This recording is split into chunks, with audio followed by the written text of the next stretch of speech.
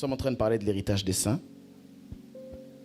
Et pendant que j'étais en train de méditer là-dessus, je me suis souvenu, je pensais un peu à certaines choses et je n'habiterai jamais, ou du moins je ne compte pas habiter dans une ville comme Paris. Pourquoi? Parce que... Suis-moi. Je vais t'expliquer pourquoi. Paris, j'aime beaucoup Paris. J'aime aller visiter Paris, mais concernant résider dans Paris, je ne voudrais pas. Pourquoi? Parce que c'est compliqué pour se déplacer. Qui a déjà eu des bouchons? C'est quoi le record des bouchons que vous avez eu? Combien? 3 heures. 2 heures. Quoi? Plus haut? 3 heures? 4 heures? Quoi d'autre? 4 heures. Ok.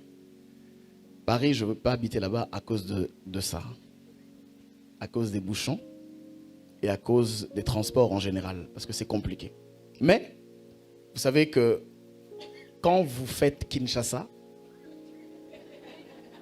Paris devient un enfant.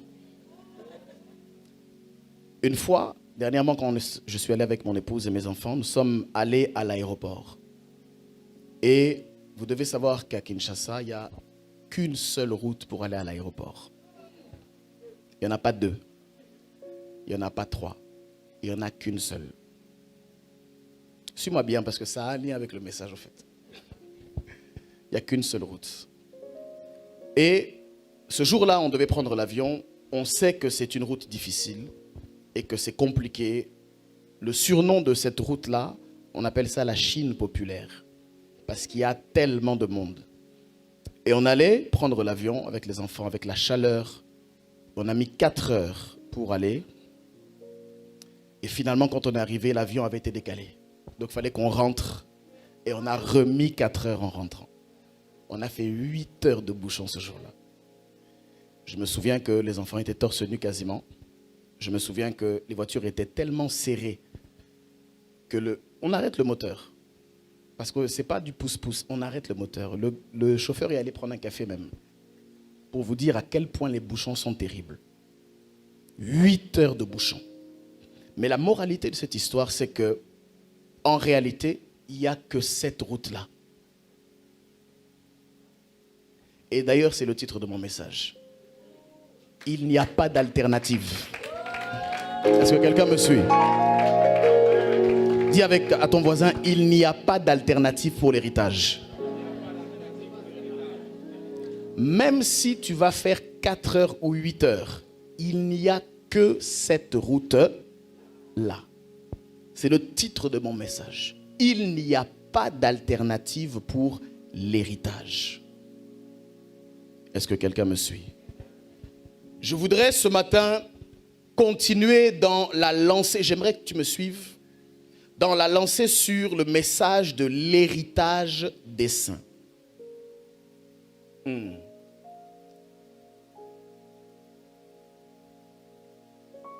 Lorsque nous étions en prière, le Seigneur nous a épinglé sur un détail. Non pas que nous avions oublié, mais un détail important. Il dit bien l'héritage des saints. Et il a épinglé sur la sainteté de ceux à qui l'héritage est destiné. Autrement dit, l'héritage que Dieu nous lègue n'est pas un héritage qui est destiné à tout le monde. Il est destiné à cette catégorie de personnes qu'on appelle les saints. Amen. Depuis quelque temps déjà, nous avons commencé à parler de l'héritage. Et on a compris que l'héritage, c'est quelque chose qu'un supérieur lègue à un inférieur. Nous avons compris deuxièmement que Dieu, malgré sa bonté générale, ne lègue pas son héritage à tout le monde. Parce que pour être qualifié pour avoir l'héritage, il faut être un fils. Il faut faire partie de la famille. Amen. tu dois faire partie de la famille de Dieu pour prétendre à l'héritage. En fait, si tu ne fais pas partie de la famille, cette thématique-là ne te concerne pas. Amen, amen. Et c'est là où nous avons parlé de la nécessité de naître de nouveau. Il faut, c'est ce que Jésus a dit à Nicodème, que vous naissiez de nouveau. Il faut que vous naissiez de Dieu. Il faut que vous lui apparteniez. Si ce n'est pas le cas, l'héritage ne te concerne pas. Ça ne veut pas dire que Dieu ne peut pas te faire du bien. Il peut te faire du bien, mais tu n'auras que des miettes. Tu n'auras que les restes qui tombent de la table des enfants. Alléluia. Mais la volonté de Dieu, ce n'est pas que tu te nourrisses des restes. La volonté de Dieu, c'est que le pain qui est sur la table soit à toi. Je ne sais pas si j'ai parlé à quelqu'un. Alléluia. L'héritage des saints. Nous avons aussi compris que l'héritage doit être respecté. Tu dois respecter l'héritage. Pourquoi? Parce que ne pas tout faire pour manifester l'héritage sur cette terre, c'est un manque de respect au sacrifice de Jésus-Christ. C'est un manque de respect au sang qui a coulé. C'est un manque de respect à la torture à laquelle il s'est volontairement soumise. Il n'est pas normal pour un enfant de Dieu de se contenter des miettes. Tu n'as pas été appelé à te contenter des miettes. Tu n'as pas été appelé à te contenter des restes. Tu as été appelé à être la lumière du monde et à être le sel de la terre. C'est ça ton héritage. Amen, amen. Alléluia. Maintenant, nous devons comprendre que lorsqu'on parle de l'héritage des saints, on parle de ceux qui sont sanctifiés. Est-ce que tu me suis? Comprends avec moi une chose importante.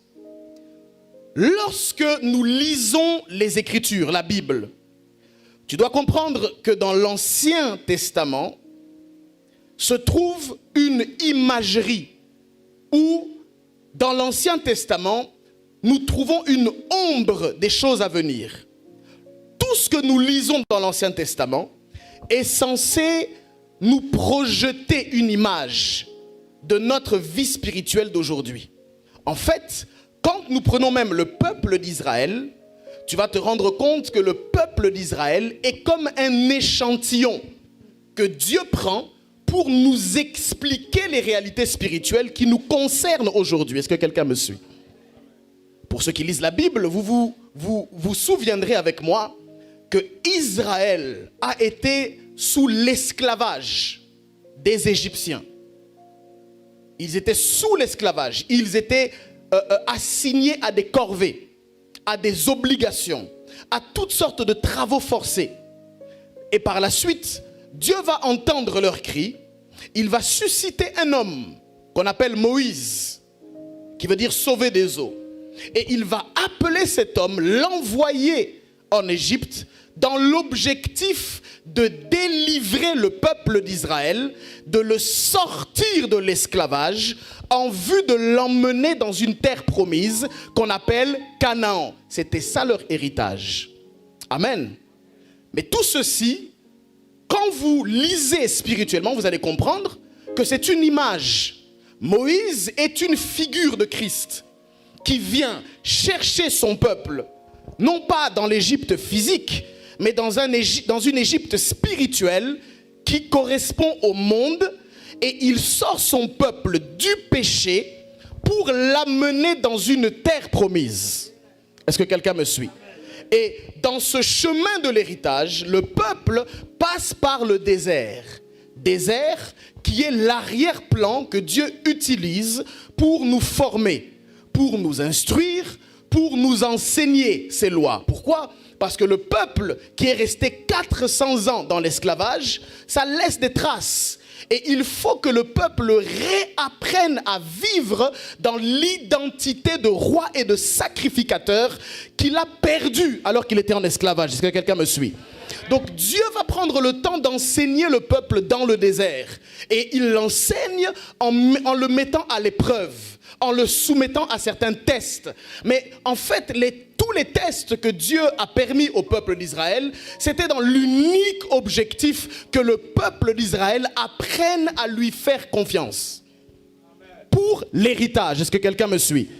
Et donc quand tu prends Israël, nous voyons qu'en réalité, il s'agit de toi et de moi. Moïse est une figure de Jésus. Et Israël est une figure de toi et de moi. Canaan, c'est l'image de l'héritage. Le pays où coule le lait et le miel. Pays de délices. Dans lequel, quand tu iras dans ce pays, l'objectif de Dieu, c'était de permettre à Israël d'être un message pour le monde. D'être une figure qui pouvait être une vitrine au travers de laquelle les gens pouvaient se dire, mais qui est ce peuple dans lequel le pays coule le lait et le miel et qui influence de cette manière? L'objectif, c'était que Israël soit un porte-flambeau, soit un message pour toutes les nations, dans l'objectif que les nations sachent qu'il n'y a qu'un seul Dieu qui s'appelle l'Éternel. Amen, amen. Amen, amen. Est-ce que tu me suis? Alors maintenant, tu dois comprendre qu'il n'y avait qu'un seul chemin. Il n'y en avait pas plusieurs. Israël n'était censé mettre que 11 jours pour aller de l'Égypte vers Canaan. Et pourtant, il y a eu comme un bouchon spirituel. Sur cette même route, il y a eu un bouchon. Et au lieu de mettre 11 jours, ils ont mis 40 années. 40 années dans le désert. Et il y a même toute une génération qui y est morte sans jamais rentrer dans la terre promise. Ce qui nous explique à nous aujourd'hui qu'il est possible d'avoir été sorti de l'Égypte et pourtant vivre comme si on était encore esclave. Est-ce que quelqu'un me suit? Alléluia. Et c'est là où nous parlons des différentes étapes pour hériter. Et quand on parle de l'héritage de la sainteté, dis avec moi la sainteté, tu dois comprendre qu'il y a une stature ou encore des exigences que Dieu attend de toi et aussi de moi. Amen, amen. J'ai toujours eu pour l'habitude de dire que Dieu est un Dieu juste et qu'il ne fait pas de distinction entre ses enfants. Mais j'ai toujours dit aussi que ce sont les enfants eux-mêmes qui se distinguent par leur comportement vis-à-vis des parents. Est-ce que quelqu'un me suit? Tu ne dois jamais oublier que dans la vie, il n'y a rien de commun général.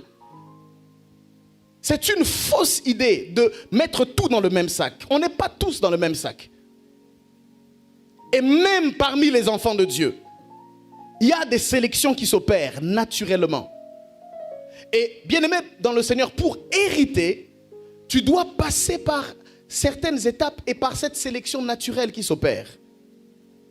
Est-ce que quelqu'un me suit? Dis avec moi l'héritage.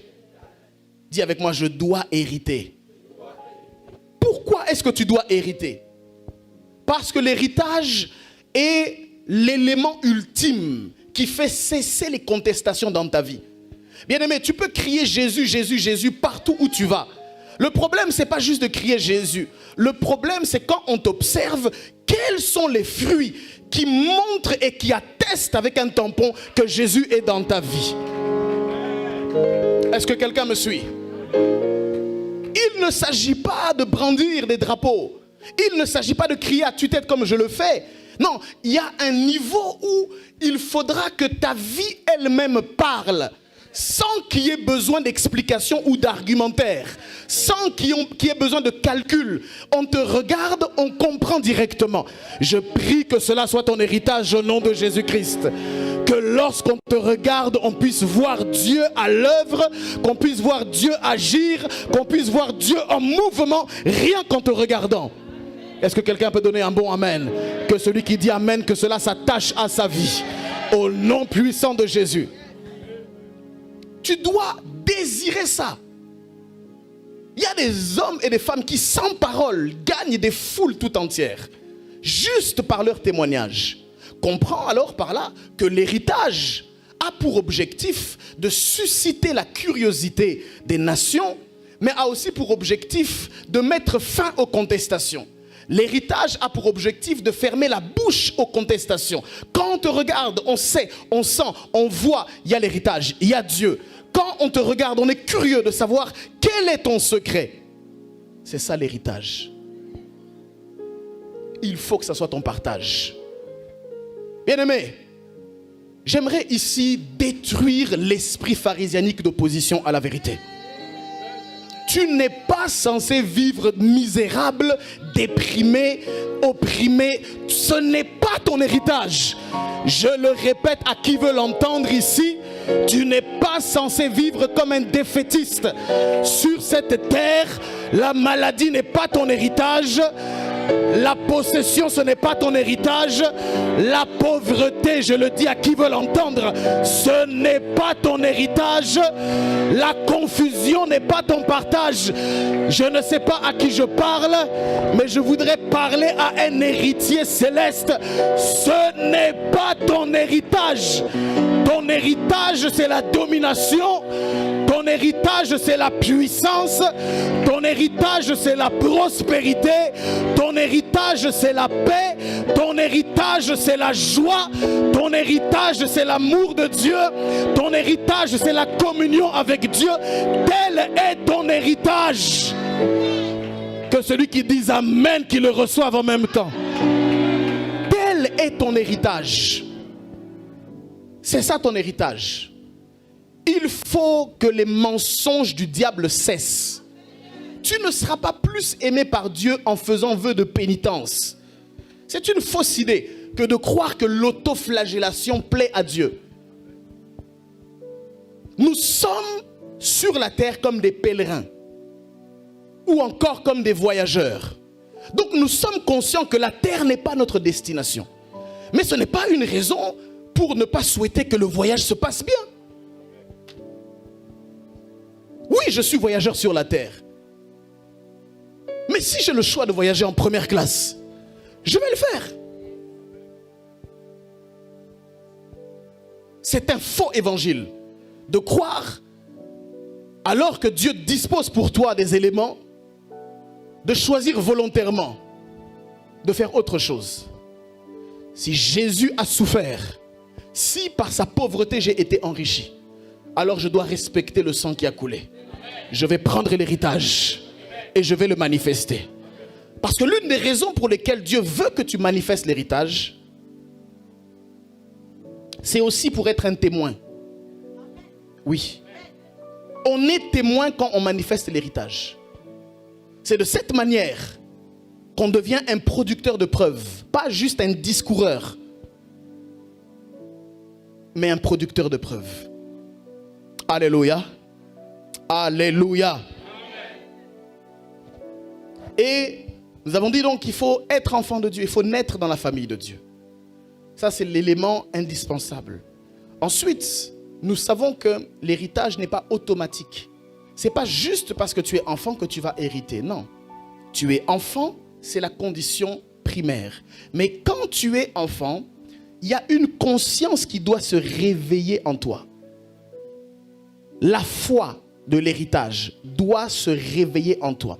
Parce que crois-moi, il est possible d'être enfant et de ne pas croire que l'héritage est pour toi. Souvent, nous acceptons les témoignages d'autrui, mais mentalement, il y a un blocage quand il s'agit de se l'approprier. Donc, Dieu veut que tu puisses croire en l'héritage. Et quand tu es parvenu à croire à cet héritage-là, le Seigneur veut que tu croisses maintenant, que tu grandisses, que tu atteignes ce qu'on appelle la stature de Christ. Que tu atteignes le moment où l'obéissance n'est plus un événement, ou un accident, mais où l'obéissance à Dieu devient ton habitude et ton style de vie. Vous savez, entre le moment où vous recevez Christ et le moment où vous devenez mature spirituellement, il y a un chemin dans lequel il n'y a pas d'alternative, où tu seras obligé de répondre aux exigences. Et c'est souvent dans ce chemin-là que la plupart des chrétiens se plantent. Pourquoi? Parce qu'ils n'arrivent pas à comprendre qu'il n'y a pas d'alternative. Ils s'imaginent qu'ils peuvent tricher. Ils s'imaginent qu'ils pourront dribbler. Qu'ils pourront en même temps vivre la vie qu'ils souhaitent et en même temps posséder l'héritage. Ils croient qu'ils peuvent en même temps jouer à l'équilibriste, avoir une double face, avoir un profil à l'église et un profil à l'extérieur et en même temps manifester l'héritage. Ils pensent qu'ils pourront entretenir des relations secrètes et en même temps posséder l'héritage. Ils s'imaginent qu'ils pourront continuer à vivre leur vie de mensonge et en même temps posséder l'héritage. Frères et sœurs, il n'y a pas d'alternative. Si moi je ne te vois pas, sois conscient que Dieu te voit. Oui. Si moi je ne t'ai pas réprimandé, sache que Dieu va te punir. Je dirais même que les lois que Dieu a établies vont te punir. Parce que Dieu, lui, est assis sur son trône. Alléluia. Tu ne pourras pas faire autrement. Il n'y aura pas d'alternative, mon ami. Le nœud de la maturité, tu devras le dénouer. Est mature une personne pour qui tout ce que Dieu dit, elle le fait naturellement. La maturité, c'est l'étape où il n'y a plus de résistance à la parole, où il n'y a plus de récalcitrance, où il n'y a plus de dispute, de discussion, de négociation avec Dieu. Quand il te dit donne, tu donnes sans discuter. Quand il te dit pardonne, tu pardonnes sans discuter. Quand il te dit va, tu vas sans discuter. C'est là où on dit il est maintenant mature. C'est là où Dieu qualifie maintenant ta vie en disant maintenant on peut lui faire confiance. Est-ce que quelqu'un me suit? Est-ce que tu m'entends bien? Je veux parler à un esprit ce matin. Tu dois comprendre que tu ne pourras pas faire de raccourcis. Il n'y en aura pas. Si tu veux hériter de Dieu, alors tu devras comprendre qu'il n'y a pas d'alternative pour l'héritage. Amen, amen. Alléluia. L'héritage des saints. Tu dois donc être saint. Tu dois donc manifester cette maturité. Maintenant, comment est-ce que tu manifestes cette maturité? Quelles sont les choses que tu dois comprendre concernant cette maturité?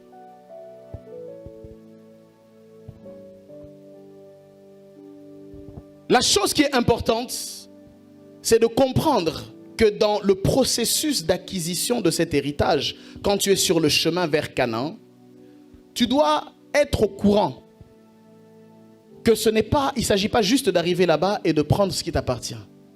Tu dois comprendre que tout héritage fera l'objet d'un combat. Alléluia. Parce que quand tu lis les Écritures, tu te rendras compte que lorsqu'Israël s'est trouvé sur Canaan, il y avait les géants qui étaient assis sur l'héritage. Alléluia. Ça veut dire qu'il faut d'abord les déloger pour ensuite profiter de l'héritage. Alléluia. Il y a donc des ennemis à l'héritage. Il y a donc une force qui veut t'empêcher d'acquérir ton héritage. Est-ce que quelqu'un me suit? Il y a des ennemis à ton héritage. Et je vais t'en donner 3 majeurs. Je commencerai par te donner le plus important et le plus coriace, le plus tenace pour ton héritage. Il y a un ennemi que tu devras absolument traiter avec dureté. Amen. Le premier ennemi, c'est la chair. Alléluia. Le premier ennemi de l'obéissance et de la sainteté, c'est la chair. Tu vas me dire, mais je le sais déjà. Je te poserai la question, pourquoi tu n'es pas dans ton héritage?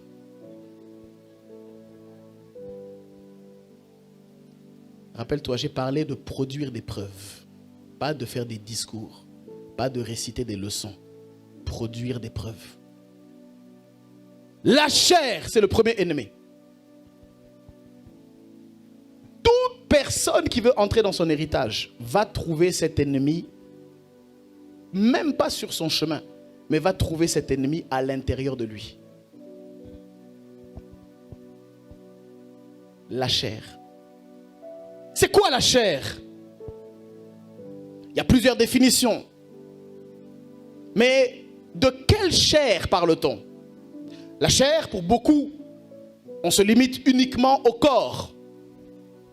C'est vrai que la chair fait référence aussi au corps. Ton corps. Alléluia. Mais la chair dont je suis en train de parler, ce n'est pas le corps seulement. Parce que tu dois comprendre que dans le mystère de la création de l'homme, Dieu a posé certaines choses à l'intérieur de l'homme, de l'être humain. Tu dois savoir que l'être humain est une créature complexe. C'est la créature la plus complexe qui existe sur la terre, avec dotée d'une intelligence de particularités extraordinaires. La Bible déclare qu'il a créé l'homme dans Genèse chapitre 1, qu'il a formé l'homme dans Genèse chapitre 2, et que de cette création, de cette formation est née encore autre chose. La chair. La chair qui vient du grec sax. Ce sont les capteurs. Quand on parle de la chair dans la Bible, on fait référence à ces capteurs qui permettent à l'homme initialement d'avoir les informations autour de soi. La chair, le Seigneur, pendant que je réfléchissais, est en train de me rappeler que la chair, ce sont toutes les composantes de l'être humain qui lui permettent de s'identifier dans l'espace, de se repérer dans l'espace. Quand Dieu a créé l'homme, il a permis que l'homme soit capable de se situer dans son environnement, soit capable d'être en contact avec son environnement. L'homme, lorsque il a été créé avec ce qu'on appelle des sens. Dis avec moi les sens. Nous avons 5 sens, n'est-ce pas? 5 sens. Lesquels? Premièrement, l'ouïe. Deuxièmement, la vue. Troisièmement, l'odorat, le toucher et le goût. Ce sont les sens de l'homme. Est-ce que quelqu'un me suit toujours? Dis avec moi, je te suis. Ce sont les sens de l'homme. Les sens de l'homme sont innocents. Est-ce que quelqu'un me suit? Les sens de l'homme ne font que donner des informations à l'être humain. Ils ne font que transmettre des choses pour lui faire comprendre que ici il fait chaud, il fait froid, que là-bas c'est salé, là-bas c'est sucré. Ils servent à l'homme de se repérer. Ils servent à toucher, à prendre. Ils servent à voir, à apercevoir. Ils servent à entendre. On entre en interaction. Est-ce que quelqu'un me suit toujours? Ce sont les sens. Maintenant, tu dois comprendre une chose, c'est que lorsque l'homme a péché, lorsque le péché est entré dans le monde, il s'est passé un court-circuit dans les sens de l'homme. Est-ce que tu me suis toujours? Quand l'homme a péché, tous ses sens ont été pervertis. De sorte que, au lieu que l'homme ne se contente que de recevoir des informations, il y avait un système qui faisait que les informations reçues commençaient à être corrompues. Est-ce que quelqu'un me suit? Là où le regard de l'homme était innocent, maintenant, le regard de l'homme a commencé à traduire les informations qu'il voyait en ayant ou en ajoutant des convoitises derrière. Est-ce que quelqu'un me suit toujours? En fait, j'essaie de dire que les 5 sens ont été corrompus. La vue a été corrompue. L'odorat a été corrompu. Le goûter a été corrompu. Le toucher a été corrompu. Il y avait un court-circuit. Ce qui fait qu'aujourd'hui même, quand un homme regarde une femme, sans faire exprès, il regarde, il re-regarde, mais qu'est-ce qui se passe? Sa vue lui envoie pas seulement des informations, mais lui suggère des idées. Est-ce que quelqu'un me suit bien? Lui suggère des choses auxquelles il commence à penser. Et quelquefois, quand l'homme n'a pas traité ce problème, il va commencer à développer comme une maladie qui fait que toute femme qu'il regarde, il ne sait plus regarder une femme avec une vue innocente, il la regarde toujours dans l'objectif ou avec une idée sous-entendue derrière. Est-ce que quelqu'un me suit?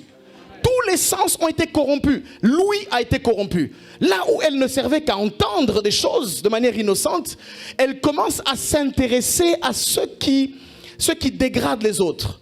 Est-ce que tu t'es jamais posé la question? Pourquoi est-ce que ce sont les commérages qui t'intéressent? Pourquoi est-ce que c'est des histoires sucrées qui t'intéressent? Pourquoi est-ce que c'est des choses croustillantes que tu veux entendre? Pourquoi ton oreille est attirée quand tu entends « Hey, t'as pas appris ?» Pourquoi est-ce que c'est à ce moment-là que tu dis « Quoi ?» Pourquoi est-ce que tu veux savoir ça? T'as entendu ce qui s'est passé? Non, dis-moi. Tu sais pourquoi? Parce que l'ouïe a été corrompue. Et bizarrement, l'ouïe de l'homme a été corrompue de telle sorte qu'elle commence à ne prendre plaisir qu'à ceux qui dégradent, qu'à ceux qui dénigrent les autres. Est-ce que quelqu'un me suit bien?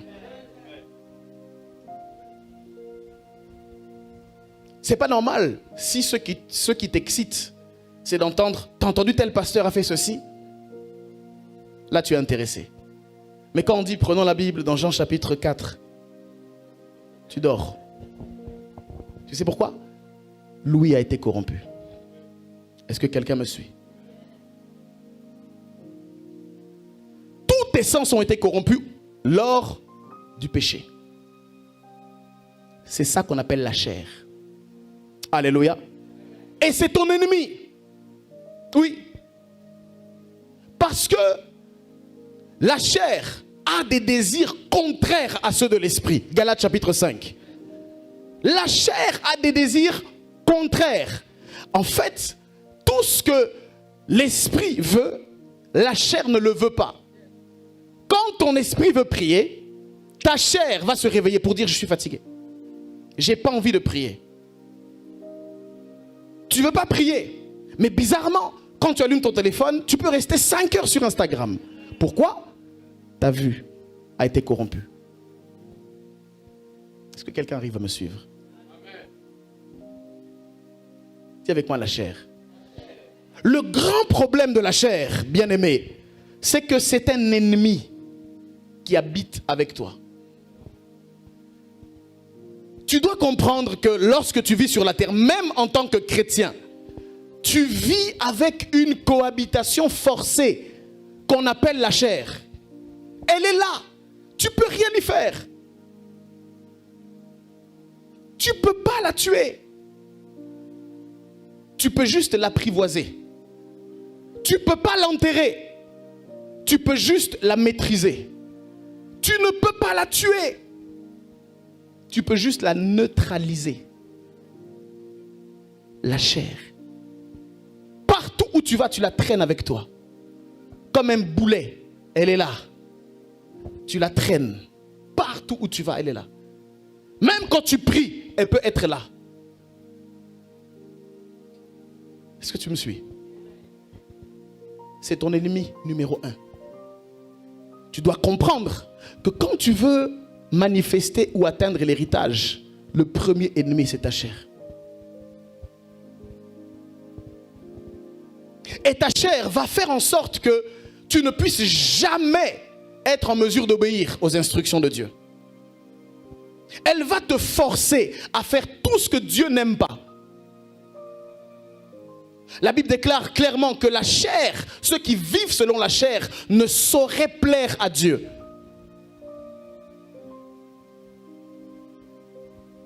Tu dois combattre la chair. Tu dois neutraliser la chair. Tu dois faire taire la chair. Au risque que tu sois ton propre ennemi. Est-ce que quelqu'un me comprend ici? Bien-aimé, la chair n'a pas peur de la prière. Tu peux prier même en langue, prophétiser comme tu veux. Des fois, tu vois des personnes qui font toutes ces choses-là, mais quand tu l'entends parler, tu comprends qu'il n'est pas détaché de son passé. Tu comprends que sa chair a encore le dessus sur lui, qu'elle l'a vaincu, qu'il ne l'a pas encore neutralisé. Amen. Deuxième ennemi, bien-aimé, que tu dois comprendre lorsque nous parlons de l'héritage, c'est le monde. C'est l'Égypte. Le monde. Amen. C'est le monde. Le monde. Qu'est-ce que le monde? Le monde, ce n'est pas la terre. Quand je parle du monde, je ne parle pas du cosmos. Je ne parle pas de la terre, la planète bleue sur laquelle nous sommes, sur laquelle nous marchons. Quand je parle du monde, je parle de la pensée mondaine. Est-ce que quelqu'un me suit? Je parle d'une certaine manière de l'esprit de la société dans laquelle nous vivons. C'est de ça dont je parle quand je dis le monde. Le monde, c'est l'opinion publique qui règne sur la terre. Les choses auxquelles les peuples se conforment de manière générale. C'est l'idée de la société que nous faisons, le monde. C'est un système de pensée qui n'est pas compatible avec Dieu. Oui, parce qu'il est écrit clairement, celui qui veut être ami du monde se fait ennemi de Dieu. Tu ne peux pas en même temps aimer Dieu et en même temps aimer le monde. Celui qui aime le monde doit forcément être ennemi du Père. Est-ce que quelqu'un me suit? L'avantage du monde, c'est que tu n'es pas obligé de te laisser influencer par lui. La chair, elle, tu peux rien faire. Mais le monde, tu peux lui tourner le dos. Le monde, tu n'es pas obligé de t'y intégrer. Le monde, tu peux le fuir. Et bien aimé, tu ferais mieux de fuir ce monde-là dans lequel nous vivons. Tu ferais mieux de vivre en dehors du système de ce monde, en dehors des idées de ce monde, en dehors de la pensée publique, opinion publique de ce monde. Le monde va à l'envers. Le monde est en train d'aller dans la décadence. Le monde dans lequel nous vivons n'est plus un monde safe. Il n'est plus sécure, ni pour les enfants, ni pour les adultes. Le monde dans lequel nous vivons est pourri, mes amis. Tu ne peux pas prétendre à l'héritage divin tout en voulant t'attacher à l'héritage du monde. Tu devras faire un choix. Devant qui te prosterneras-tu? Dans le monde, il y a plusieurs idoles. Parmi l'une d'elles, il y a celle qu'on appelle Mammon. C'est une idole du monde, devant laquelle beaucoup se prosternent, même des serviteurs de Dieu, se prosternent devant Mammon, se prosternent devant cette idole. Est-ce que tu me suis? Il y a des idées reçues qui circulent partout sur les réseaux sociaux, dans nos vies, dans nos écoles. Le monde est une prison dans laquelle le diable veut t'enfermer. Tu dois fuir le monde. Alléluia. Et troisième ennemi, ou je dirais plutôt adversaire, c'est le diable lui-même. Oui. Ton adversaire, le diable, veut t'empêcher d'atteindre ton héritage. Il veut t'empêcher de faire ce qu'il faut pour entrer dans ton héritage, entrer dans ta domination. Mais la Bible nous dit, résistez-lui d'une foi ferme et il fuira loin de vous. Amen, amen. Amen, amen. Bien-aimé, tu dois comprendre que dans tous ces adversaires-là, le plus important ou le plus coriace, celui que tu devras réellement, ton ennemi numéro 1, c'est ta chair. Ce n'est même pas le diable. Parce que le diable a été vaincu il y a plus de 2000 ans à la croix de Golgotha. Les démons ont déjà été vaincus. Tu dois juste confirmer leur défaite au travers de la prière et de la prise d'autorité de ta position. Mais ils ont déjà été vaincus. Amen, amen. Ton adversaire, ton ennemi numéro 1, c'est ta chair. Or, tu dois comprendre que pour vaincre ta chair, pour vaincre cet ennemi qui est coriace, qui est là, qui est présent, tu dois comprendre quelque chose. C'est que tu vas devoir la crucifier. Ouais.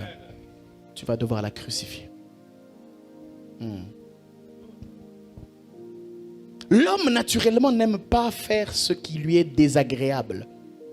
Mais tu vas devoir faire ce qui t'est désagréable. Alléluia. Est-ce que quelqu'un me suit bien? Écoute, voici ce que le Seigneur m'a mis à cœur de te dire. Il est important de comprendre que vos 5 sens ne sont pas dignes de confiance.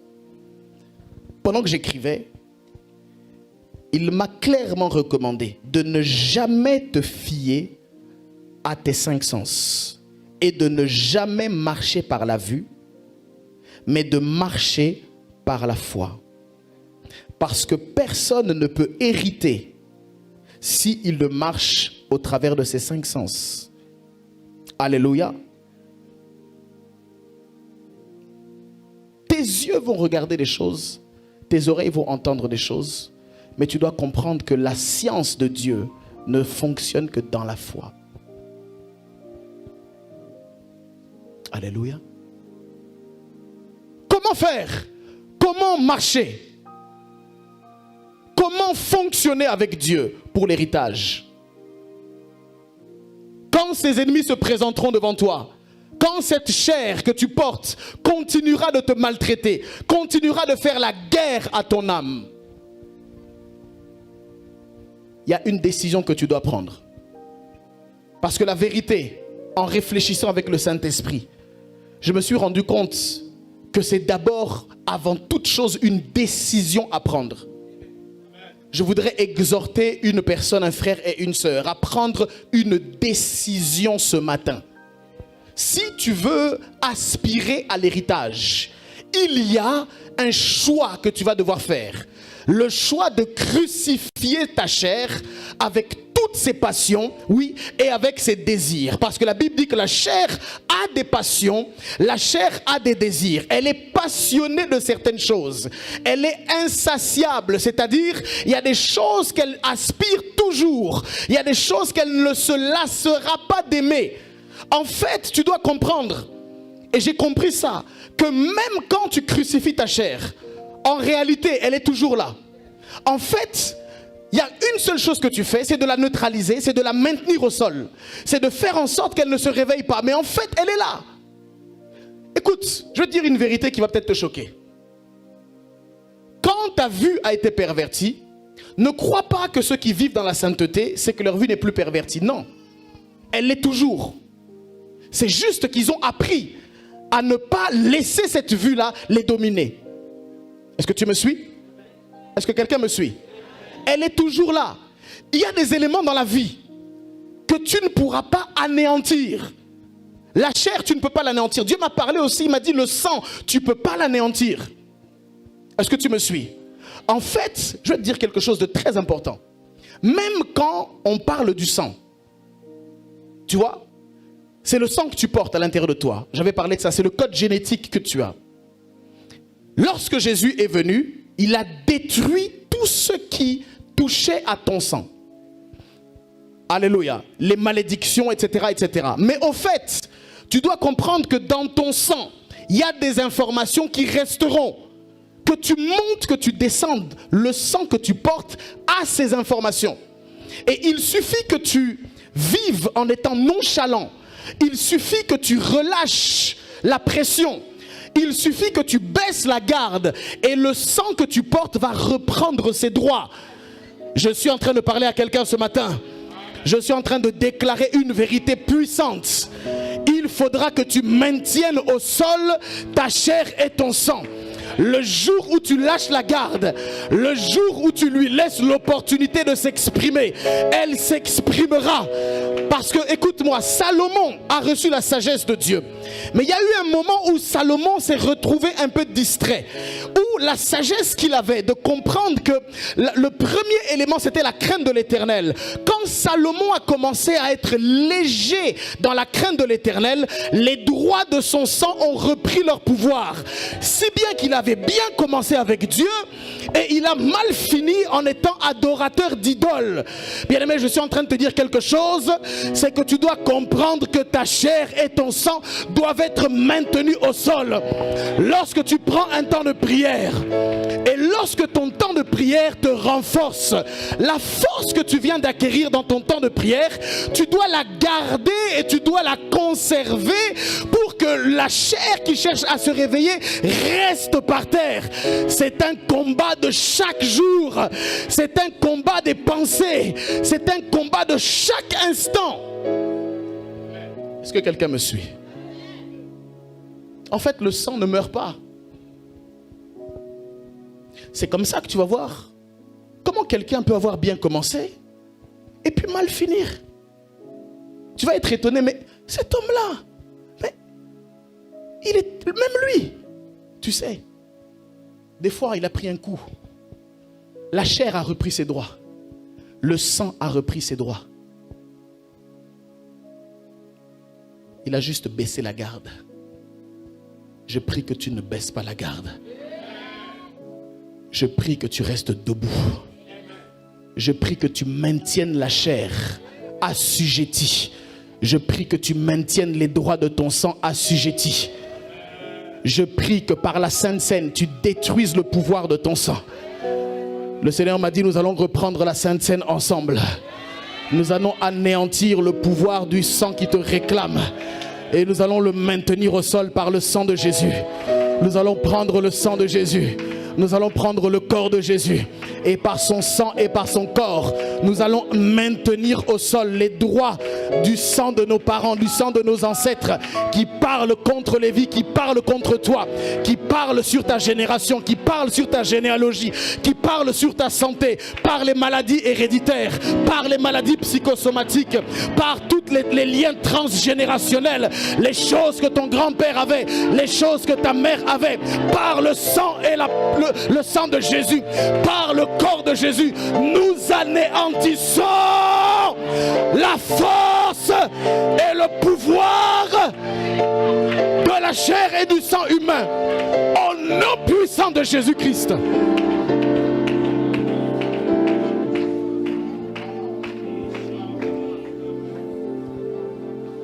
Oui, tu dois te battre, mon ami. Tu vas devoir te battre. Parce qu'il y a un combat qui sévit. Tous les jours, les réclamations qui sont dans ton corps, elles sont là, tous les jours. Bien-aimé, il est normal, écoute-moi très bien, suis-moi. Il est normal que pendant un temps, lorsque tu commences ta vie chrétienne, tu sois dans une lutte quotidienne, c'est normal. Il n'y a aucun enfant de Dieu qui n'a pas traversé cette épreuve-là. Moi, je me souviens, lorsque j'ai donné ma vie au Seigneur, il y a des choses avec lesquelles je luttais chaque jour, jusqu'à être découragé, jusqu'à ne plus me sentir digne. Le diable utilisait l'arme de l'accusation pour me faire croire que tu n'es pas capable, que tu n'es pas digne, que Dieu ne t'acceptera jamais, que tu n'es pas assez qualifié, que tu n'es pas assez saint, que tu n'es pas assez ceci, que tu n'es pas assez cela. Tu avais déjà prié hier, tu avais déjà demandé pardon hier, tu recommences encore aujourd'hui. Regarde, tu n'es pas vrai. Regarde, tu te moques de Dieu. Regarde, tu es un plaisantin. Laisse tomber seulement. Arrête d'aller à l'église. Arrête de prier. Ça ne sert à rien. Laisse tomber. Tu pêches toujours de toute façon. Même quand tu dis tu arrêtes, tu te connais, tu vas recommencer. Je suis là pour parler à quelqu'un ce matin. Je suis là pour te dire que c'est un mensonge du diable. Oui, c'est un mensonge du diable. Prie encore. Continue de pousser. Il veut te faire taire. La réalité, c'est qu'il ne veut plus que tu parles. La réalité, c'est qu'il veut que tu te décourages.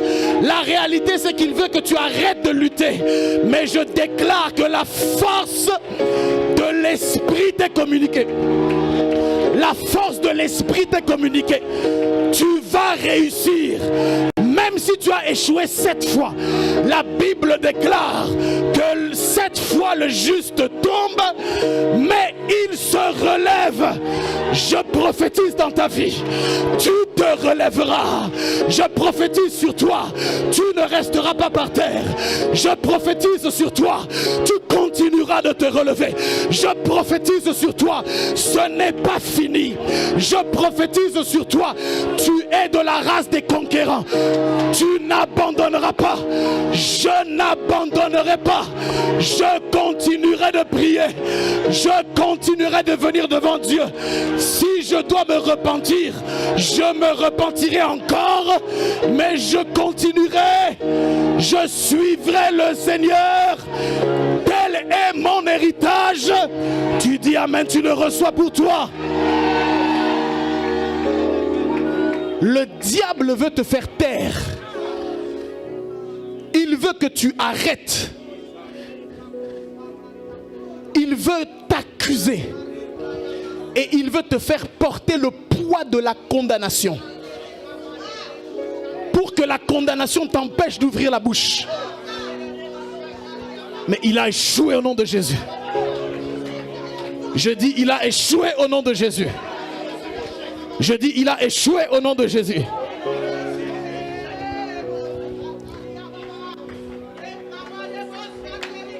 Bien-aimé, c'est normal au début de lutter. De lutter contre la jalousie. De lutter avec le mensonge. De lutter avec la chair. Avec la convoitise. La convoitise des yeux. La convoitise des oreilles. C'est normal. C'est normal au début. Mais tu sais quoi? Il y a un secret. Pour vaincre, il y a un secret. Le secret que j'ai découvert, c'est que tu dois devenir un adorateur. Oui. Tu dois devenir un adorateur. Il n'y a que ça qui va te sauver. Parce que quand tu deviens un adorateur, ce n'est pas quelqu'un qui est parfait, non. Jamais de la vie. Un adorateur, ce n'est pas quelqu'un qui est parfait. Un adorateur, c'est quelqu'un qui a compris qu'il est vulnérable et que sans Dieu, il ne peut rien faire. Un adorateur, c'est une personne qui a compris que sa force ne vient pas de ses efforts, que sa force ne vient pas de son éducation, que sa force ne vient pas de son environnement, mais qu'elle vient de Dieu. Un adorateur, c'est une personne qui se présente à Dieu avec vulnérabilité et qui lui dit, Seigneur, je ne sais rien faire. Un adorateur, c'est une personne qui a décidé de manière irrévocable, quoi qu'il arrive, de suivre le Seigneur. Un adorateur, c'est quelqu'un qui a décidé de dire, je n'arrêterai pas. Je chercherai Dieu. C'est vrai, je tombe, mais en moi, je sais que je n'ai pas envie de tomber. Seigneur, je reste attaché à toi. Et tu sais quoi, un adorateur, quand il finit par évoluer dans son adoration, quand sa volonté c'est de plaire à Dieu, il va arriver à un moment où l'adorateur va devenir un guerrier. Parce que tout adorateur devient un guerrier. Tout adorateur va commencer à faire la guerre aux passions de l'âme. Tout adorateur commencera à faire la guerre au mal. Tout adorateur commencera à faire la guerre au mensonge. Que Dieu élève des adorateurs dans l'église. Des personnes qui seront jalouses de lui. Des personnes qui voudront le serrer dans les bras. Des personnes qui n'accepteront pas que le nom du Seigneur soit blasphémé en eux. Des personnes qui sont déterminées. À ne pas lâcher Jésus. Je ne te lâcherai pas. Je ne te lâcherai pas. Je ne te lâcherai pas. Je suis conscient que tu m'as appelé. De la boue du péché, tu m'as retiré. De la boue du péché, tu m'as relevé. Je ne lâcherai pas. L'héritage est trop grand. Le sang a coulé. Je ne lâcherai pas. Même si on cherche à m'enterrer, je ne lâcherai pas. Je ne lâcherai pas, Seigneur. Je suis vulnérable. Je ne suis pas parfait. Mais je ne lâcherai pas. J'ai encore des failles. J'ai encore des défis. Je suis rempli de défauts. Mais je ne lâcherai pas. J'ai fait le choix de ne pas lâcher. Seigneur, c'est dur. Seigneur, c'est pas facile. Mais je ne lâcherai pas. Même aller à l'église, je sens le regard des gens sur moi. Je sens l'accusation sur moi. Mais j'accepte. J'accepte de mouiller mes cheveux avec mes larmes. J'accepte de laver tes pieds avec mes cheveux. J'accepte de briser le vase d'albâtre. J'accepte de briser le vase. J'accepte de briser ma richesse. J'accepte de briser ma fierté. J'accepte de briser mes diplômes. J'accepte de briser mon honneur. J'accepte de briser tout ce qui fait ma grandeur. À tes pieds, Jésus. J'essuie avec mes larmes. J'essuie avec mes cheveux. J'accepte du moment où tu m'acceptes. Tant que tu n'as pas dit ton dernier mot. Tant que tu ne m'as pas lâché. Tant que ce n'est pas fini pour moi.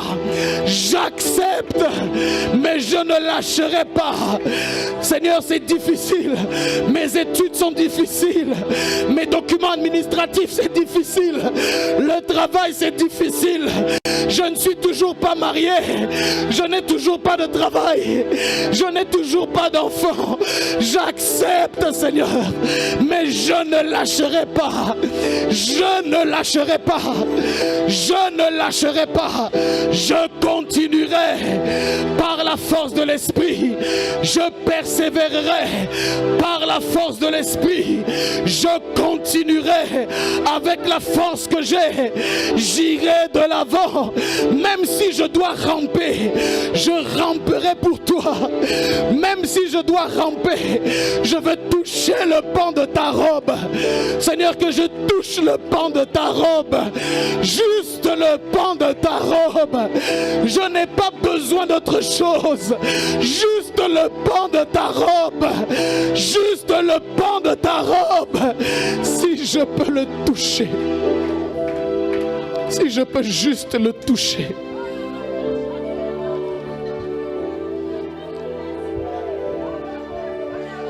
Juste le toucher.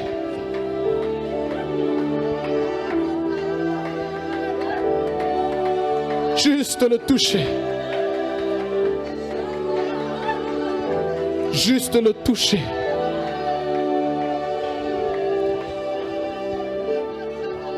Toucher le pan de ta robe.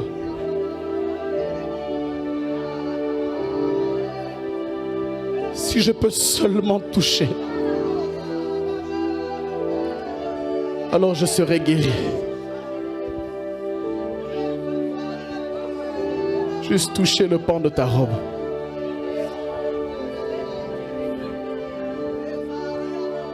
Seigneur, pan de ta robe. Toucher le pan de ta robe.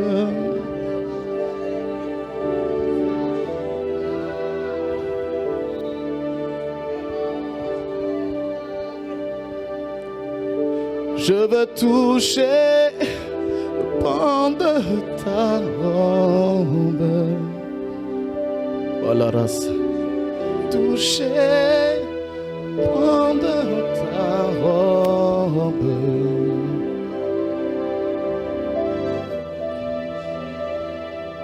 Pan de ta robe. Toucher le pan de ta robe. Je veux toucher le pan de ta robe.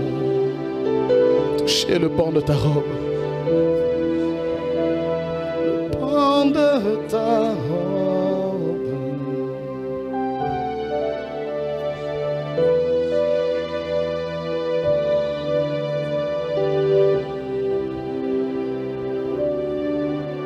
Je veux toucher le pan de ta robe.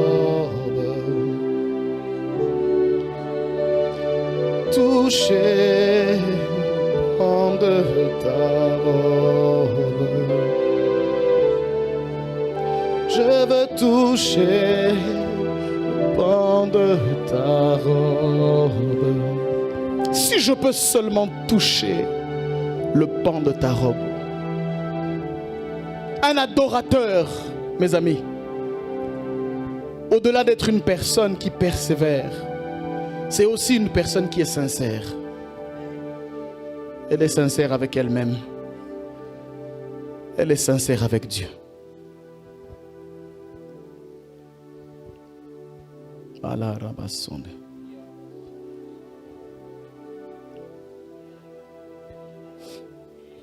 Et bien aimé, j'aimerais te dire ceci.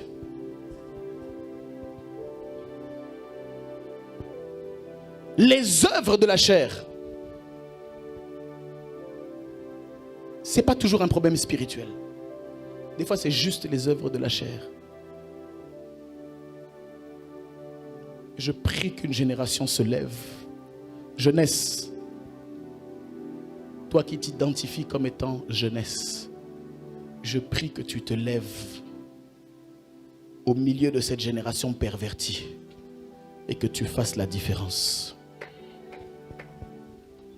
Il y a des hommes de Dieu dans cette jeunesse-là. Dieu m'a montré des hommes de Dieu et des femmes de Dieu dans cette jeunesse. J'ai vu s'élever des prophètes dans cette jeunesse. Ici, dans cette église, il y a des prophètes que je vais entraîner dans cette église-là. Des prophètes authentiques. Parce que Dieu est en train de susciter une nouvelle génération du prophétique. Je le déclare aujourd'hui du haut de cette chair. Il y a une nouvelle génération de prophètes qui est en train de s'élever. Qui vont émerger de ce lieu, qui vont émerger de cette église. Ils sont là, elles sont là, les prophètes et les prophétesses. Je le dis, ils vont s'élever, ils vont pousser et sortir de nulle part. Dieu va les établir dans cette génération. Il va les établir. De cette maison vont sortir des générations prophétiques. Je le vois dans mon esprit. Je les vois, je les vois. Où sont-ils? J'entends la voix d'un ange. Où sont-ils? Où sont-ils? Les prophètes. Les prophètes. Les prophètes. Les prophètes. Les prophètes. Vous êtes qualifiés. Que l'onction prophétique vous saisisse. Que l'onction prophétique vous saisisse là où vous êtes. Que l'onction prophétique vous saisisse là où vous êtes. Elle va tomber sur les vies de chacun d'entre vous. Elle va tomber sur les destinées.